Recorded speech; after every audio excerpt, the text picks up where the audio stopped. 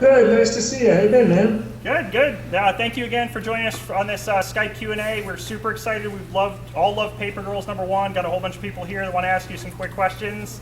And Cool. you are, I'm a little biased, you are my favorite writer of all time in the history of comics and then some. But by all means, yeah, thank you again for giving us some of your valuable time. We are super excited about a Why the Last Man TV show. I'm sure you can't really talk about it or anything, but Yeah.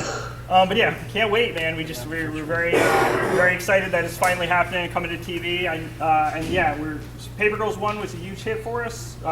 Everyone loved it, and was one of those things we just can't wait to see what happens next. We know it's a little weird because we're going to ask you questions about a book that we're going to say wait and see because it's right around the corner. But I'll step off and let some people come up and ask the first few questions and harass you again at the end. But thank you again for joining us. We really greatly appreciate it. So if the first few people want to come up and ask some questions, come on up. Absolutely. And Rick, before we begin, just let me thank you for the amount of support you've shown, not just Paper Girls, but all of my books over the years. You are the king of all retailers. Thank you. Yeah, it's easy to sell your stuff. I mean, you do such incredible work. So first off, let me get a round of applause for Brian K. Vaughan. Thank you for joining us. You're on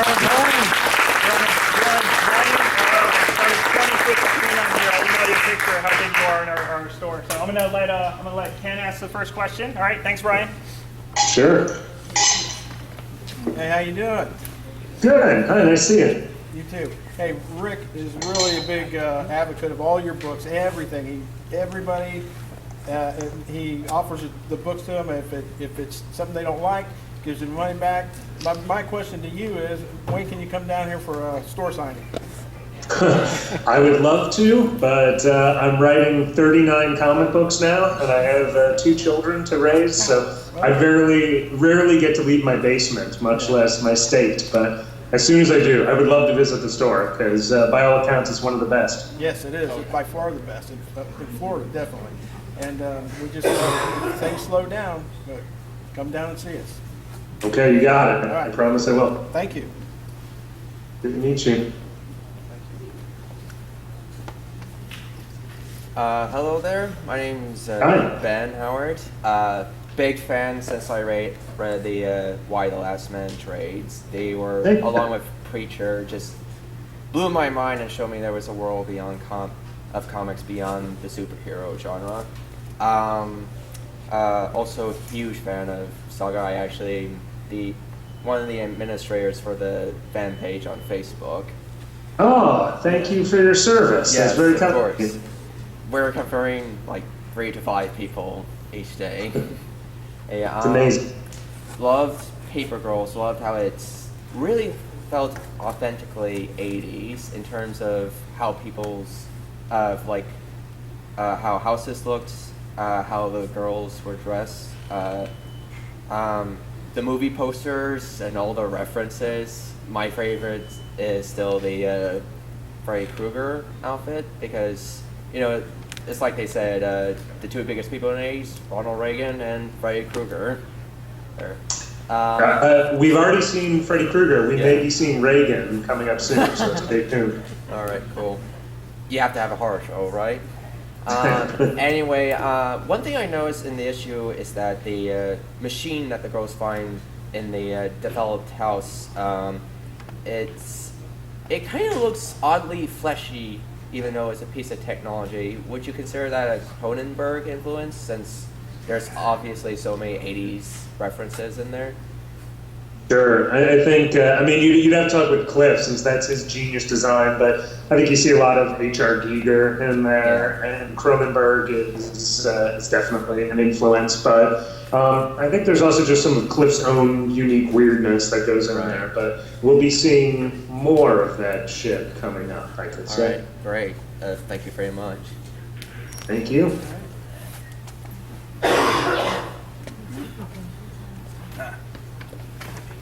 How you doing? Hey, how are you? So, first of all, I was gonna say you're on this giant screen right now, and you're giving this whole Wizard of Oz vibe, and it's really awesome. Terrifying. A little bit terrifying, way more awesome. So, and my question is, with at least Saga and now Paper Girls, you've introduced this language. With Saga, it was the blue, and in Paper Girls, it was that weird symbol language. And they are translatable. People have there's been fan sites they have translated both of them. What? Yeah. Well, that's impossible. They're unbreakable codes. Well, They've done it. my whole question was, what's the thought process in creating those languages, and why do something that was a language that you didn't include a translation note or anything like that to make it obvious what they were saying, basically?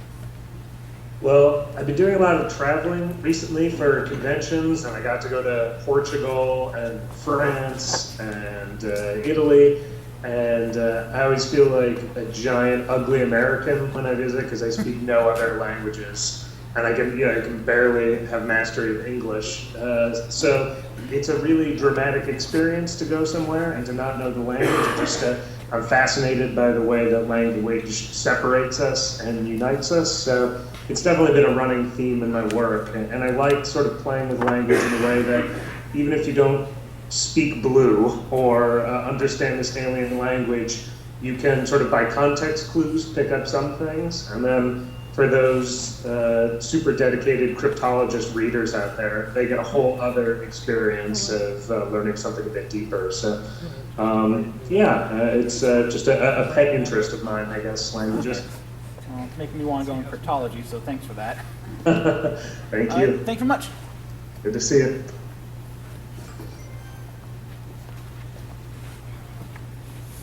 Hey, how's it going? I'm Chris. Good, how are you? Nice to meet you, face to face, so to speak. Yeah.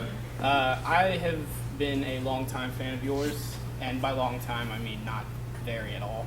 I came into this comic shop the first time to play board games, and then that week, Rick introduced me to Saga #1, which is connection problem. Skype. Oh, damn. I broke it. Hone up on Brian. Not a long time fan. Click. No, just up at the top right, Chris. Yeah. Chris, up at the top. Video. Yeah, that's it. We lost. Sorry, I do that. Howdy. I mean, I know I haven't been reading you that long, but you hang up on me.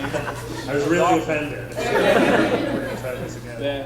As I was saying, Rick introduced me to Saga #1 like the first week that I ever came into the shop, and that was the first comic that I ever read.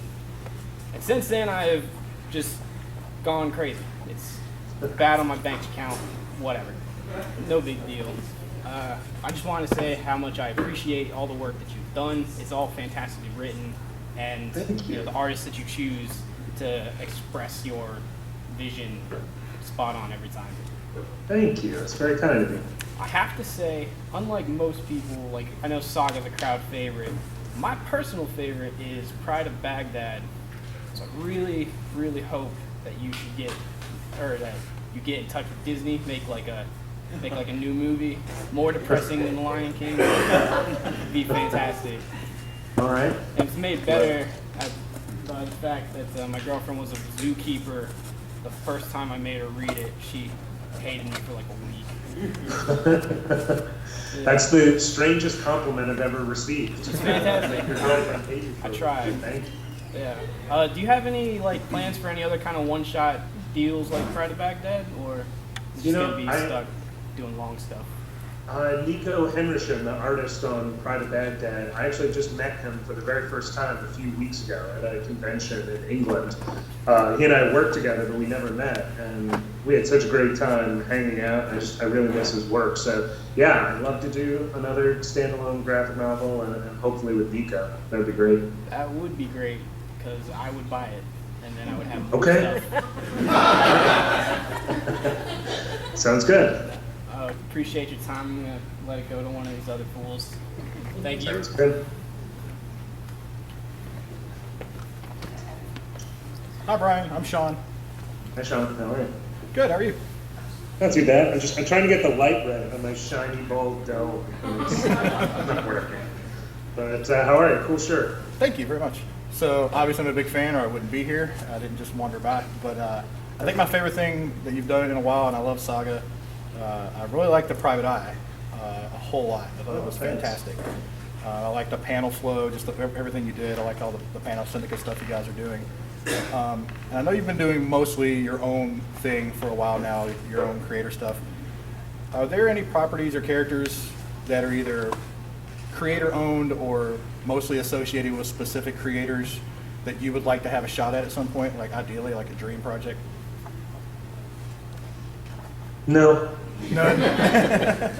I'm sorry. I know it's a boring answer, but no, I was really lucky. I got to work in comics for a decade doing stuff in Marvel and DC, and I got to write Spider-Man and Batman and X-Men and all the characters I grew up loving, but it never turned out as well as when I was working on my own creations. So, no, I love those characters, but I think I would rather read Jason Aaron writing Doctor Strange than see more Doctor Strange out of me. So I'm just going to keep making new stuff for now. Awesome. And also, do you actually feed off of the tears of your fans when you kill a new character? Yes, I do. Awesome. It sustains me. I'm glad we're helping going. sustain you. Thanks.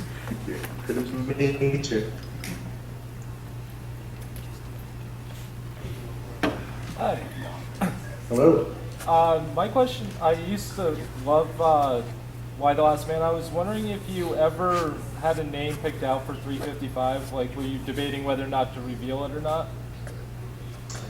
Yeah, I guess I've always known what her name was, and I felt like I'd left clues in the book as to what it might be, but I've only ever seen one person say what they thought it was, and everyone immediately online said that is an idiotic theory and you are stupid. And so I've seen a lot of alternate theories, but there's only ever one right one out there. But it's whatever you want it to be is probably more interesting than what's in my head. But I do have an answer for it. Okay. Not going to share, are you? No. All right, thank you. Sorry.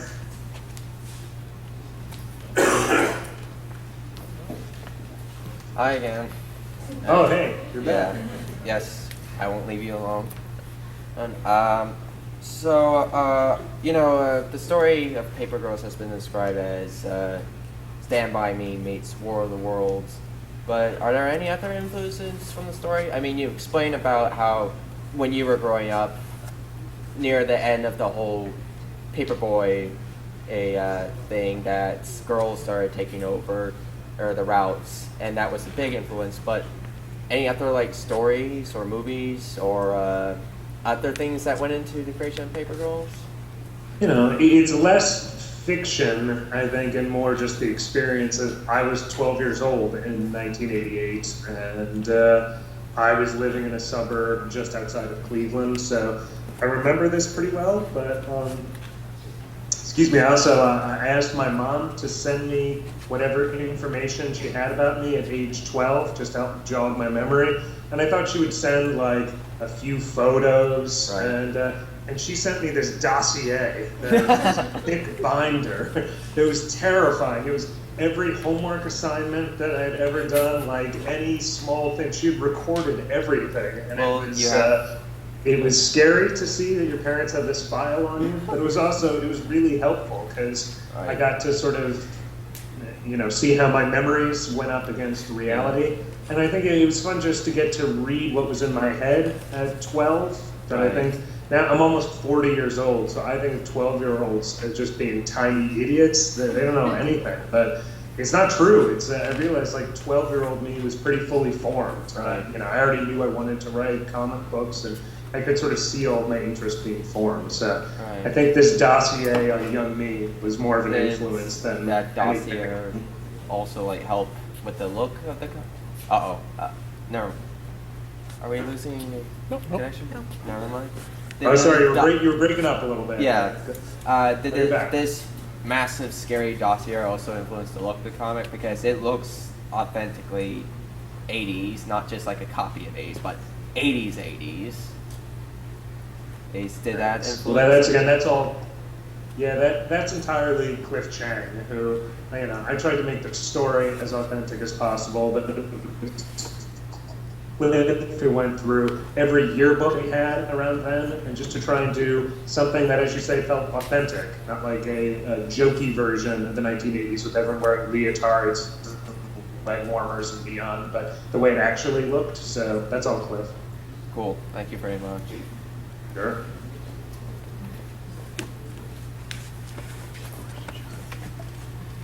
Hey, how's it going? Good. How are you? So, thank you for coming, like everybody else was saying. Rick recently helped me out because I needed a little bit of a break from the superheroes. As much as I love it, I just wasn't getting attached to a story. Jumping around Marvel, and Rick introduced me to Y, and I got sucked right in. It was the best thing, best recommendation ever. Oh, thank you. And thanks to Rick. Yes, definitely. I got sucked in just because, not just because it wasn't superheroes. Besides it being an amazing story, the characters. Because I recently just finished it, and to make me seem a little bit soft in front of my friends, but it really sucked me in, and wow. And it's the characters.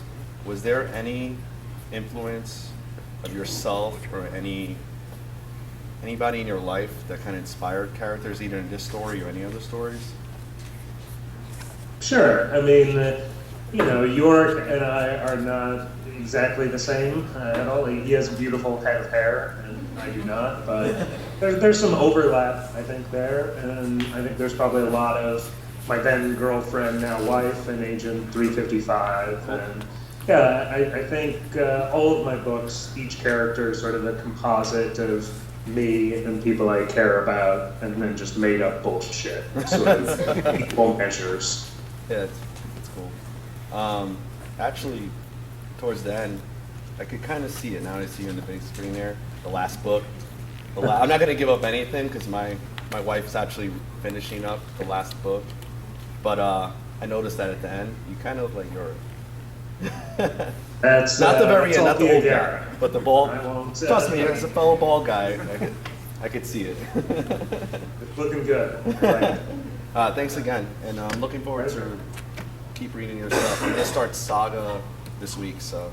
This week? It's too late. Get on it. I know. That's what I'm saying. But I am reading Paper Girls too, so. All right. Thanks, man. Thank you.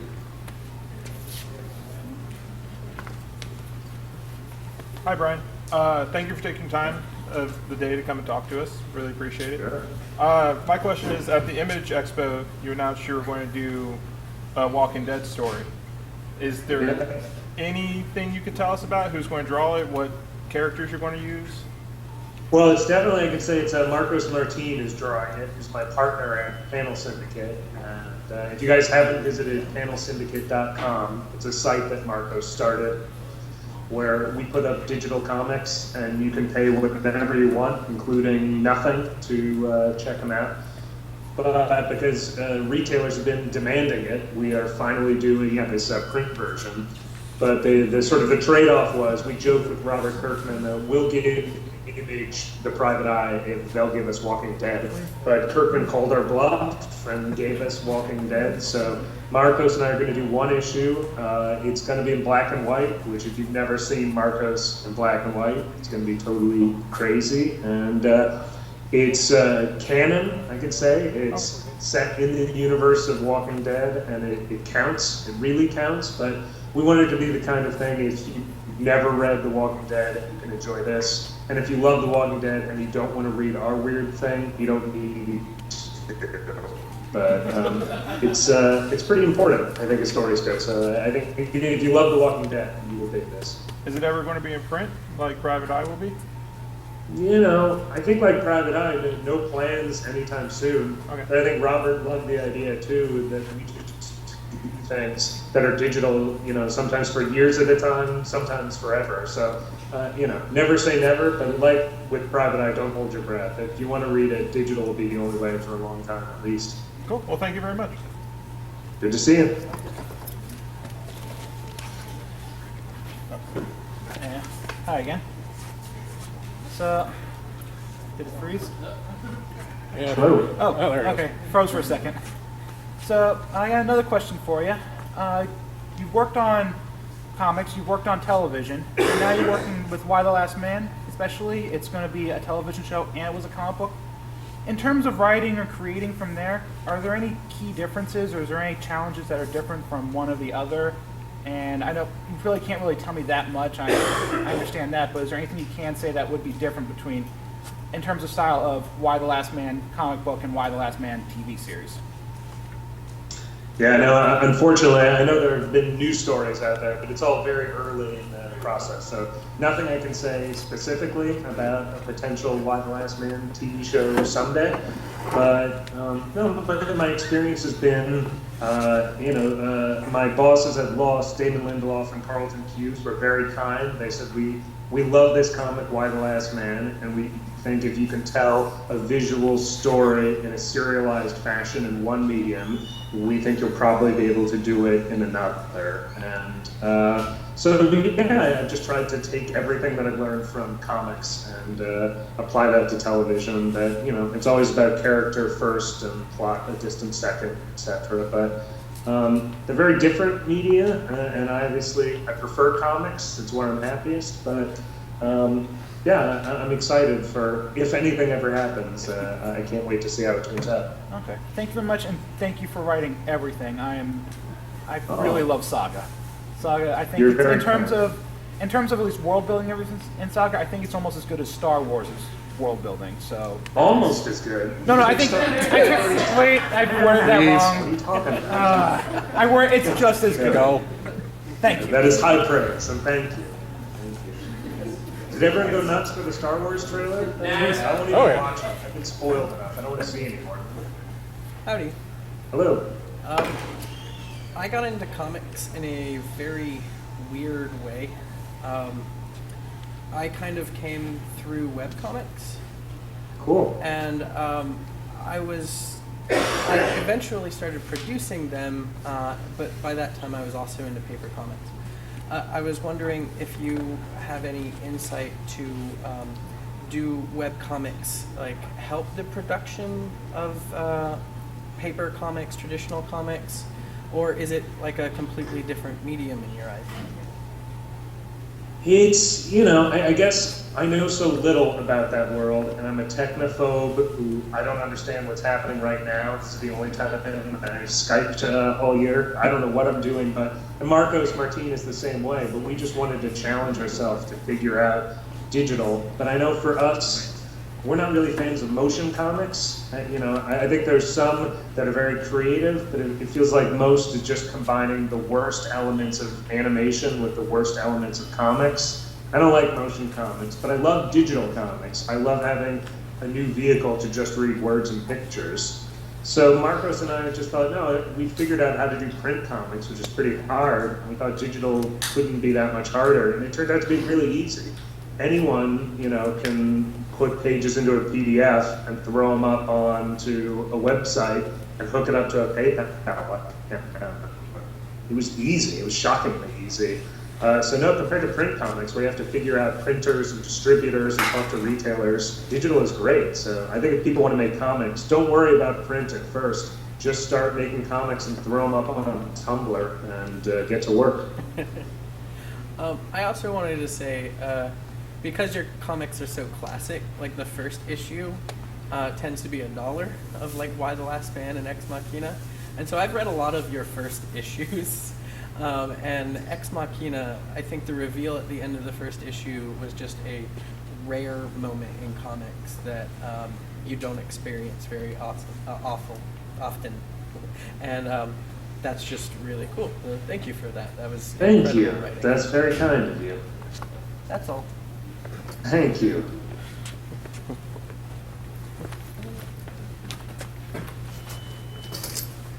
Hello. Hi. First of all, thank you for being here. This is Sure. pretty cool. I was wondering how much work goes into building a new universe like Saga, and how much doesn't get used? Like, how much do you have in your head that doesn't make it to the paper? Probably a lot, I guess. I really overthink each planet's currency, and what kind of weapons everyone uses. But what I found about world building is a little bit goes a long way, that you just want to concentrate on character first and just put things out in little, drips at a time, I guess. So yeah, the world is probably fleshed out more in my head, but it also changes, I think, as I sort of see one shitty version in my head, since I have no visual sense. But then I turn it over to Fiona, and she sends over a character who looks completely different than what I described, but looks so much better, that it'll sort of inspire a new life. And so it's really a give and take between us. It's not just me being like, I'm the god of this universe and get these details right.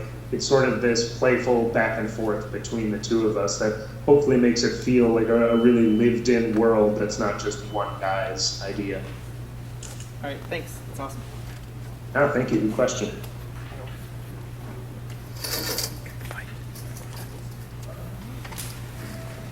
Hello, Brian. Of course. Frozen? Yeah, hang on a sec. Oh, hey, you're back. Sorry, frozen. Good to see you. Hello, Brian. My name's David. Hey, David. My question for you is, with the success of the Walking Dead Fables video games, are there any of your properties that you'd like to have that same treatment done to?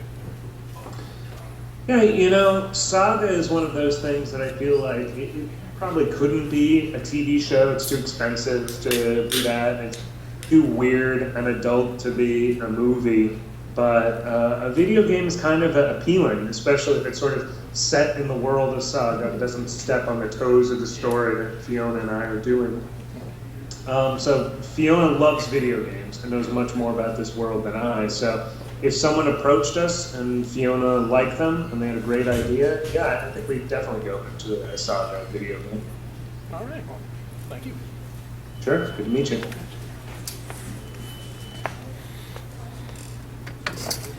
Hi again. Hello. I was kind of curious. I really like your We Stand on Guard miniseries. It's such a huge world that you've created that I'm kind of disappointed that you're only limiting it to a miniseries. Because I feel as though there's so much more that can be told.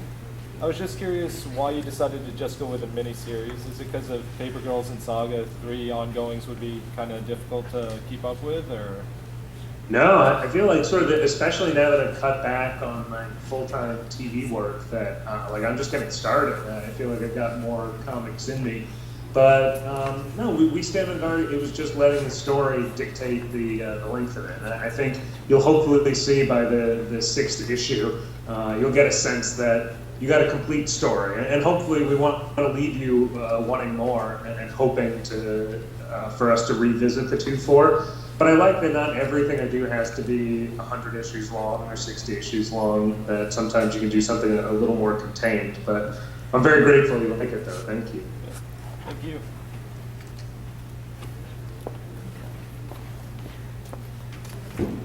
Hi, I'm Nicole. Hi, Nicole. You spoke to my husband earlier. I haven't finished Y yet. I'm on book 9 of 10. Oh boy, one step. I love it though so far. It's been a great book, and to be honest, I've been binge reading the last 3 of them, trying to finish them before today. Work got in the way, but I'm curious, what made you come up with the Daughters of Amazon? Like, what made you think of that, and how did that come about? Well, I guess, I wanted to create a lot of different protagonists for Yorick, that I knew he was going to have this lengthy adventure where he's mostly going to be the damsel in distress. He's very rarely the hero in these situations. So, it's sort of, I wanted to have the Israelis sort of as a military component, and, you sort of have them run into criminals in the States, but I also wanted to have just a cult. I think what usually happens after catastrophes is someone smart takes advantage of hungry, frightened people. So I never wanted it to be like, here is our stance on feminism, because obviously it's not. These women aren't feminists, they're lunatics. Crazy. With a psychotic leader. But I think Pia Guerra also is like, I think I'm always happiest writing scenes with people just sitting around talking and sipping tea. And Pia Guerra's like, let's have some fucking motorcycles and some action. So I think the Daughters of Amazon were also there for her to keep it visually exciting for those first couple of issues. Well, I'm really excited to finish it. He is dying for me to finish it so he can talk to me because he needs someone to stress talk about it. I hope you don't hate it. Fingers crossed. Thank you so much. Good to meet you. Hi, I'm Sam. Damn cool shirt. Yes, you're not lying. Lying cat. Anyway, my boyfriend and I are huge fans of Saga, and he's not here right now because he's in class, which was more important. Not really. But he texted me a question he wanted me to ask you. He's a huge fan of mythology, and he tends to notice that in a lot of your works, both NY and Saga. So he was wondering if there's a specific branch of mythology you liked to draw from or preferred to draw from, and if there was one that you haven't explored yet that you wanted to.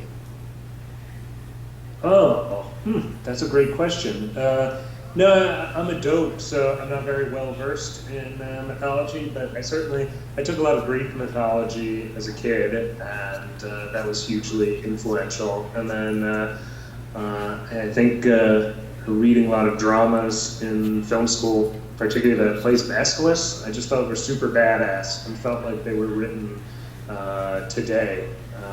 So that was an influence. But no, in terms of mythology, I'd like to learn more about all of them, I suppose, because I know so little. But I think I'm probably like most people of my generation. I think that I'm a weird combination of Star Wars and my strange Catholic upbringing, who sort of fused together to create their own mythology that I draw upon. So a lot of Jesus and Darth Vader. Thank you so much. Good to meet you.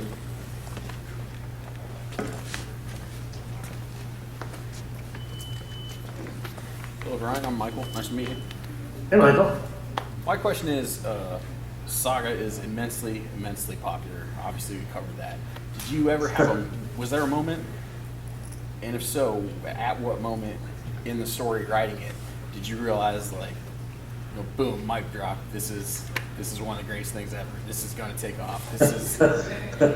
No, that still hasn't happened. I'm working on new right now, and I'm like, this is now people are really going to turn on us with this one. So, no, yeah. Before the first issue came out, I was sure we would get canceled within the first 6 issues, but yeah, it wasn't until probably the end of that first arc that it felt like both Fiona and I clicked together, and it also felt like we saw our numbers weren't just holding steady, but they were starting to go up, and that never happens with books. So, yeah, I think by then I started to feel comfortable, probably by the start of the second arc, around issue number 7, but comfortable but never complacent. All right, good answer. All right, it was nice to meet you. Thank you.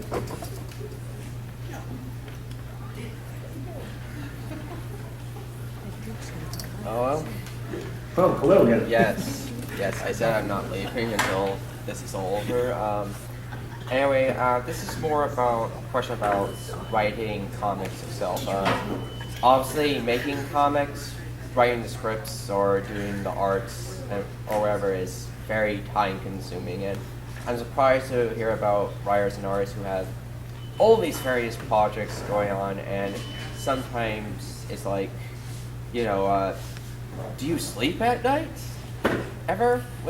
Oh, never mind. The connection's cut off. Okay. Wow. Oh, shit. That thing hates you. You ask someone if they sleep at night. I think it hates me.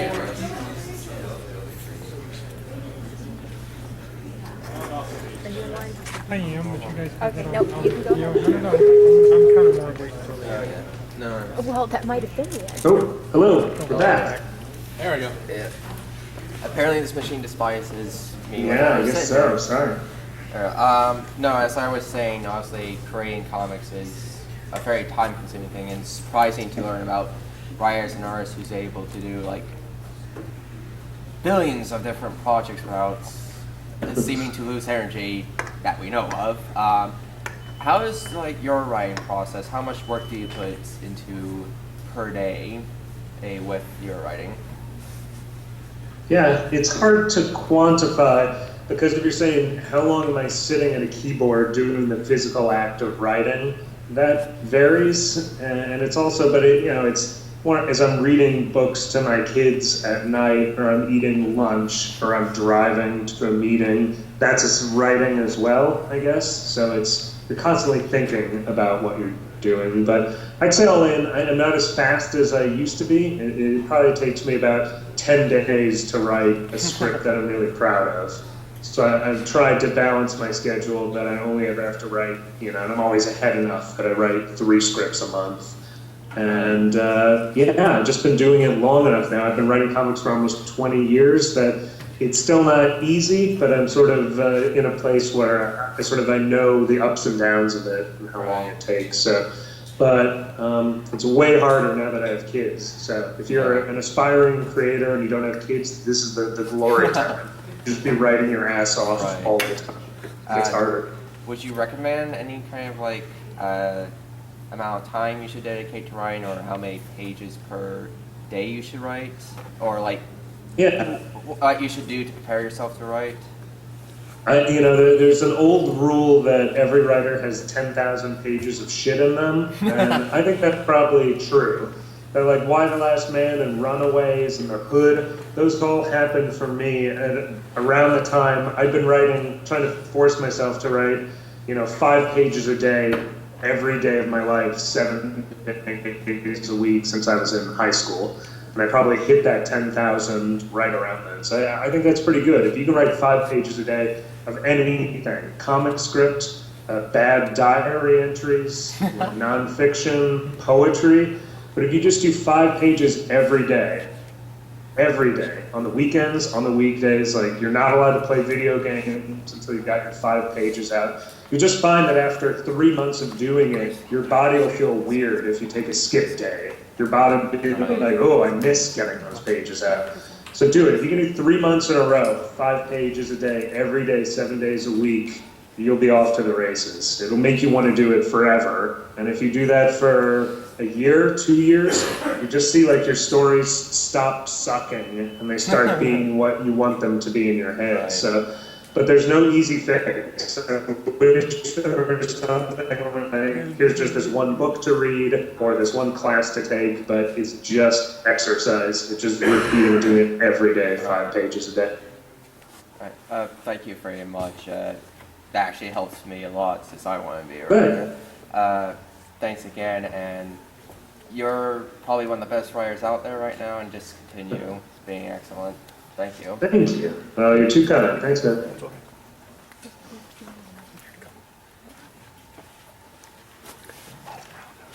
Hi there, I'm Ashley. Hi, Ashley. First, I just want to say that I very much appreciate that they pretty much fell in love because of a book in Saga. That was excellent. Very well done, and it's something to aspire to. Oh, that's very nice. But I recently picked up We Stand on Guard, and I haven't finished it yet. I finished the first one, and I'm hoping to pick up the rest as I go. But cool. My question is, well, more of a statement. The War of 1812. No one remembers, discusses, talks about the War of 1812. Why did you pick that as something to allude to? I know your wife's Canadian. Yeah, that was definitely, it was the start of it, and I think when she was born in Canada, but became an American citizen, and at during the process of getting her citizenship, they asked her, would you be willing to take up arms against your country of origin? And I thought that was hilarious, the thought of Canada and the United States going to war, but then I wanted to research, and so many of my collaborators and friends are Canadian, the sort of history of our country, and you realize, it wasn't that long ago that we were enemies, and it wasn't that long ago that the United States was planning for the contingency that we might be enemies again. So, I think like most comics, it's just me realizing I have a film school education. I know almost nothing about the real world. So if I can use comics to force myself to learn a little bit of history, it'll be good. So this is an excuse to learn about that more. You may want to bother her about some more Canadian history. It's actually hilarious, a lot of it. Let's see. Are you Canadian, by the way? No, I was a history major in college. I actually took a class specifically just on Canadian history. But Wow. for example, there was a prime minister during one of the wars who believed he could commune with Queen Victoria and get war advice from her, which is doubly hilariously because she does not know anything about war. So yeah, hit your wife up about some more Canadian history. Yeah, It's just I will. hilarious. Thank you. Thank you. Hello, my name is Joe, and I work with Humanoids Publishing. Oh, hey Joe, how are you? I think you guys do one of my- great stuff. And I think you were with one of my coworkers, Tim Pilcher, at that recent convention where you met Nico. So, I'm going to ask you a very hard-hitting question. Would Sure. Alana make a good paper girl? Would Alana from Saga make a good paper girl? Yes. That is a great question. No, she would not. She would do great for the first 3 days and then decide she hates waking up that early or get into a fight with a customer on her route or, no, she doesn't quite have the business acumen or temperament for paper girl lifestyles. All right, well, I can die happy that I got that answer. Thank you. Give my best to Tim too, will you please? Will do. Hello again. Hi. I was wondering if there are any writers currently out there in comics that you particularly can't wait to read the next issue of, or that maybe you think aren't getting as much attention as maybe they should for their abilities. Well, I mentioned Jason Aaron before, but I think he gets more than enough credit for his considerable abilities, so fuck that guy. There's somebody who does webcomics named Julia Wirtz, who I discovered her because she had a book called Drinking at the Movies, which I thought was a spectacular title, and I love her work, so yeah, Julia Wirtz, if you've never read her before.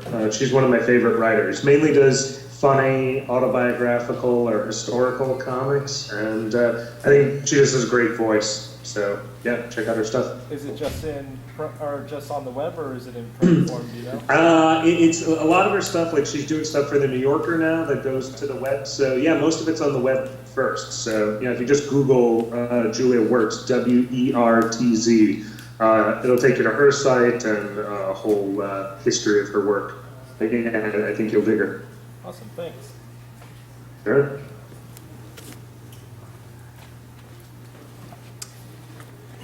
So I love pretty much everything you write, but my favorite thing that you've done is Ex Machina.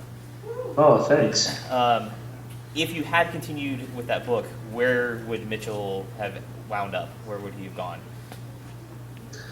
Yeah, well, I guess he probably would have followed to modern days, and I guess without spoiling it for anyone, we see that he's sort of taken on a new job at the by the end of the series. So I think he would be continuing in that position till right now, but yeah, I think maybe we'd be seeing some Mitchell 100 Donald Trump showdowns.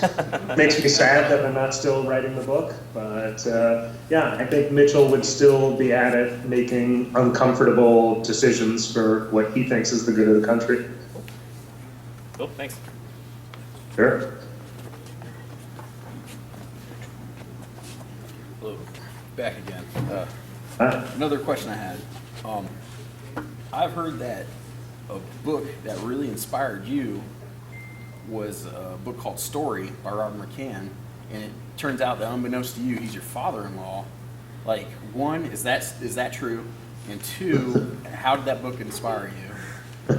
I've never heard that before. It is absolutely not true, but it is. Yeah, Robert McKee wrote this book, Story, which is it's a terrific book on story. And I'm married to a woman whose last name is McKee, but they're not related at all. Okay. So, but it's a terrific book. If you're a screenwriter, I think McKee just has very practical advice. And I think, like most books about writing, it's a good diagnostic. You shouldn't start there. You think you should just write from your heart and see what's inside you. But when you realize what's inside your heart stinks and is not fun to read, then read something like Story and find out maybe where you went wrong and how to get back there. But so we're related in spirit, but not true. All right, cool. All right, thank you. Sure.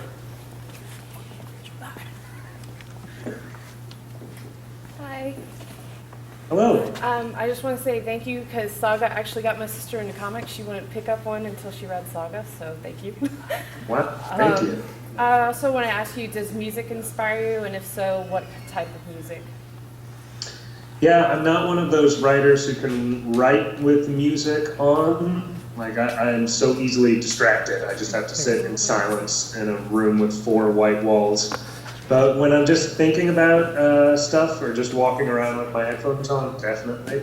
And it's usually female songwriters or sad boys with glasses, I guess, that I listen to. But yeah, there's a band called the Eels, not the Eagles, but the Eels, E-E-L-S. They're probably my all-time favorite band, and I love them. But Run the Jewels, I've been listening to a lot recently, so I like to think I have pretty eclectic, weird taste, but I'm also old, I realize, so I don't know most of what's new and good, but what should I be listening to, if you could tell me to get an album?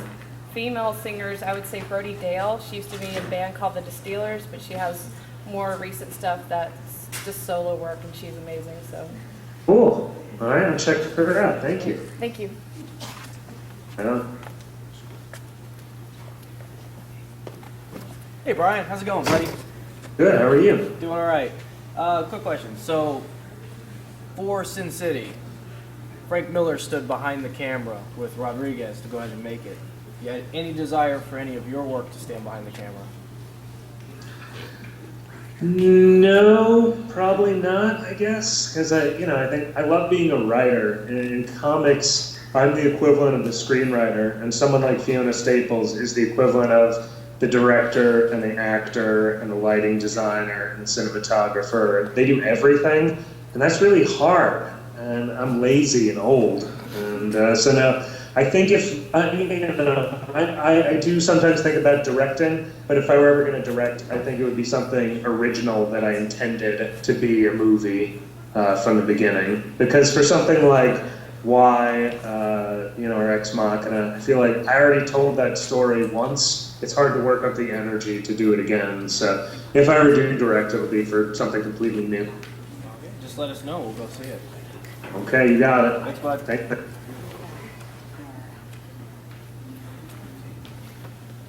Hi, Brian. My name is Leah. Hi, cool T-shirt again. Thank you. I love it. I was just wondering, why did you choose a cat to, like, I understand the whole concept of the lion cat, but why did you choose a cat of all animals? I mean, haven't you ever met a cat before? Don't they know when you're full of shit? That's true. That's true. I love my dog, but he's a dope. Like, you can lie to him all the time. He's so trusting. And but cats, I don't own a cat, but any interaction I've had, I just get the sense they don't like me or trust me, and rightfully so. Well, now that Rick knows you're a cat person, I'm not sure if he's going to like you as much. Interesting. I didn't know Rick does He's a not dog like person. cats. He hates cats. Okay. Well, like I say, I'm a dog person too, so I've never owned a cat, but I appreciate their terror. Okay. Well, thank you so much for your time. Thank you.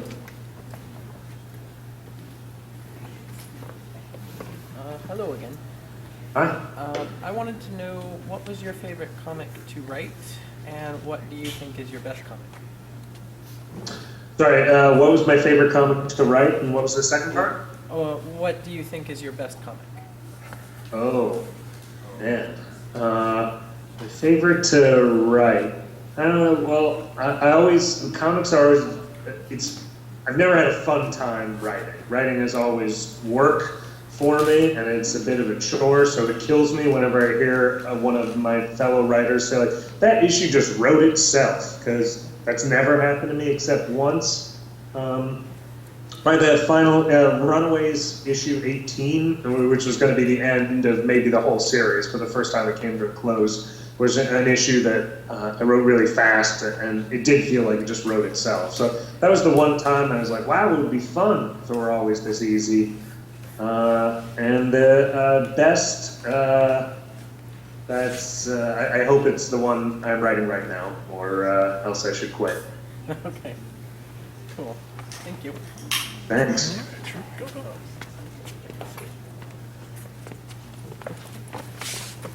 How you doing, Brian? I'm Chris. Hey, Chris, how are you? All right, sir. Stephen King and you worked on Under the Dome together. What was it like to try and finish up that writing and filling in the gaps for him to bring it to TV? Yeah, it was terrifying because that guy's a legend, and he's one of the reasons I am a writer, and I totally revere him. So, but he made it very easy because he's such a great human being, and you know, he said your job is not to put my book up on screen. It is to try and do something completely new for people who've already read the book and want a different experience, or for people who've never encountered it. So he gave us a lot of freedom, but mostly through talking to him, I was just jealous because I worked on that pilot for 3 years. And I think he was like, Brian, I wrote 3 novels in the time that you have been working on 1 episode of television. And I was like, yeah, I really miss the speed of getting to own and control your work. So he mostly just inspired me to get back to comics, I think. Very cool. So you're away from Hollywood now at this time? Yeah, I'm just enjoying comics and raising my kids. And I'm open to things, you know, that might come my way, but I'm not actively seeking them out. Right. Very good. Very good. I noticed you were doing executive producer on Under the Dome. Mm-hmm. Okay. Was that, sorry, did you say was I an executive producer? Yes, I noticed. I believe you were executive producer on some of the episodes. I was, just for the first season, and then I decided after that was really when I just missed my children, and I realized, you know, I'm not going to be able to do Saga and be executive producer of a network TV show, so something had to give. So I was sad to leave, but happy to have more time to make all these new books I'm working on now. Okay. Thanks very much for your time. Nice meeting you again. Oh, sure. Take care. Good to see you. Right on. Hi again. I don't know how anyone didn't ask this question. What got you into comics? Like, what was the book that really got you into all of this? When I was a little kid, probably like in first grade or kindergarten, whenever I'd be homesick from school, my parents would bring me home comics from the drugstore, which I don't know if that anyone other kids, but I've met enough people who fell in love with comics while they were sick that it makes me think there was just something about me having a fever that if they had just brought me home like Sports Illustrated, I'd be super into football or something, but comics wormed their way into my brain, and it was a Spider-Man comic, but I loved it. But I also, and I've told this story so many times, I don't remember if it's true or not, but I choose to believe it is. But I remember that I would cut up comics. I thought they were like an activity book, that the panels you were supposed to cut out and put them in the right order. So I'm sure somewhere in my childhood home, they're just like valuable, Amazing Spider-Man early issues that are just chopped up with like Heathcliff Sunday comic strips. So, cool. But it can happen. Cool, thank you. Thank you. Hello.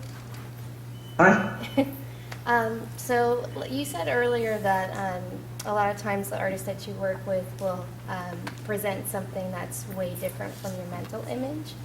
So especially with Saga, I know there's a lot of leeway because it's so far removed from reality.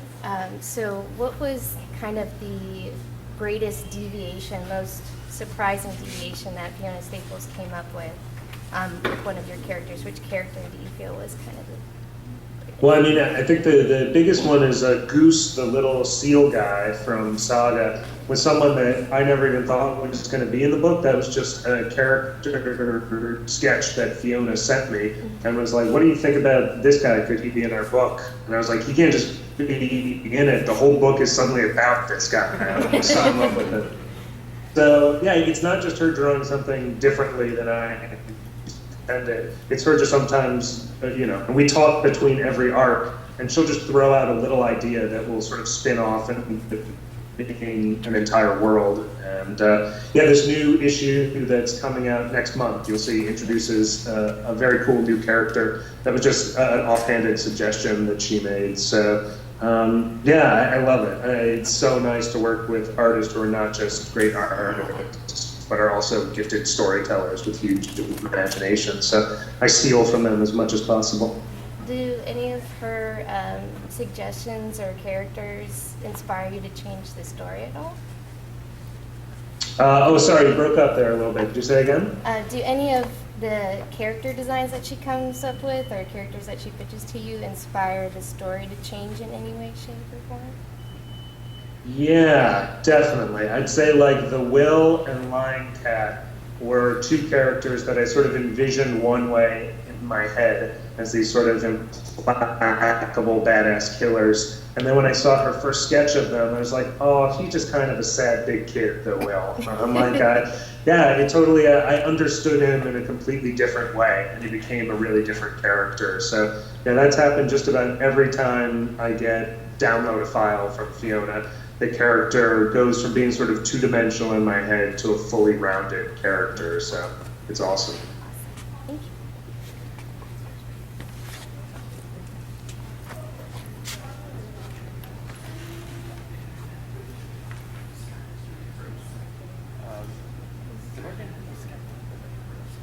It froze because Sarah's still on the screen. Hey, Sarah, on the screen. Your computer's frozen. Yeah. I see it blinking. Hard drive blinking. No, it is, but nothing's responding at all. Let it out! What do you want upon your beloved? I can.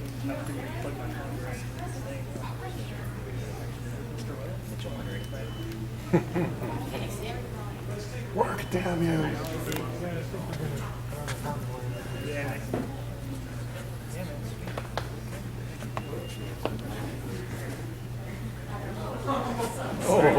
Hopefully in a few minutes we'll have it right back. So anybody else on last call for questions? You guys got to go in about 10 minutes. Anybody else have questions? Probably your only chance to talk to BKV now would be a great time. Thanks, Steven. Hopefully. Wait. It's up to you. You want to get pause? It's going to be on your side, so it's your call. Yeah, hit pause till we get back to us again.